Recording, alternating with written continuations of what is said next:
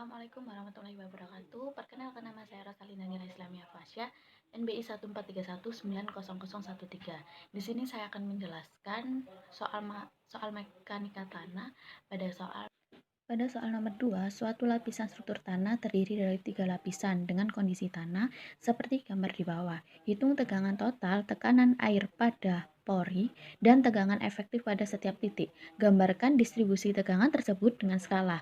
Untuk langkah yang pertama, mencari jarak A ke B. Jadi mencari jarak A ke B dulu dengan menggunakan rumus gamma dry sama dengan rho dry kali gamma water. Jadi gamma waternya 9,81 per 1000. Lalu masukin angkanya, jadi rho dry-nya 1605 kg per meter pangkat 3 kali 9,81 untuk gamma waternya per 1000 sama dengan 15,74 kN per meter pangkat 2. Untuk selanjutnya cari jarak B ke C.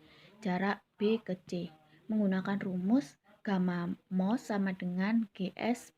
Untuk GS-nya itu berat spesifikasi plus S, dan S-nya itu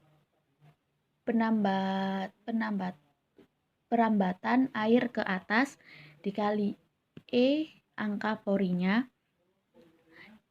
dikali gamma water per 1 plus E, angka pori. E-nya angka pori.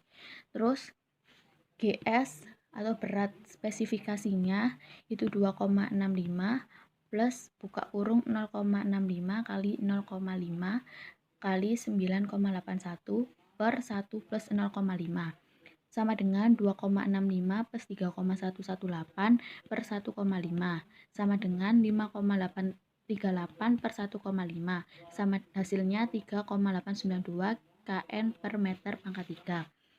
Untuk selanjutnya cari ketinggian C ke D atau jarak C ke D.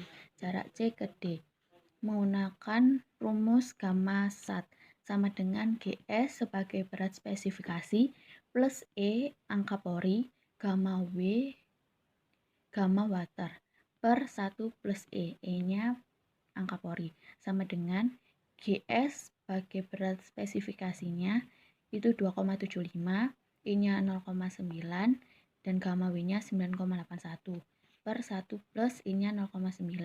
Hasilnya 18,845 kN per meter pangkat 3. Selanjutnya kita mencari tegangan total pada titik A. Jadi karena pada titik A itu tidak ada tanah di atas permukaannya, maka seluruhnya hasilnya 0. Terus kita mencari tegangan total pada titik B. Jadi gamma B sama dengan H sebagai tinggi lapisan dikali dengan gamma dry. Tinggi lapisannya atau hanya 2,7 dikali 15,74 kN per meter pangkat 3 sama dengan 42,498 kN per meter pangkat 3. Terus untuk selanjutnya kita mencari tegangan air pori pada titik B dengan menggunakan rumus min E atau angka pori dikali gamma water dikali H.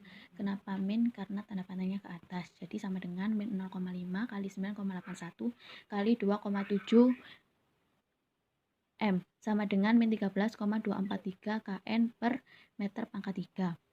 Terus untuk selanjutnya kita mencari tegangan efektif pada titik B dengan mengurangi jumlah tegangan total B dikurangi tegangan air pori. Jadi 42,498 dikurangi min 13,243 sama dengan 55,741 kN per meter pangkat 3.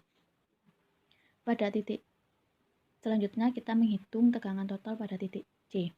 Jadi gamma C sama dengan H1 kali gamma dry plus H2 kali gamma moist. Gamma moist sebagai berat volume basah. Jadi H1 ditulis 2,7 dikali 15,74 plus H2-nya 6,5 dikali gamma moist atau berat volume basahnya 3,892. Jadi hasilnya 67,796 kN per meter pangkat 2. Terus tegangan air porinya itu kenapa 0? Karena di titik C terdapat ada titik airnya, maka porinya sama dengan 0.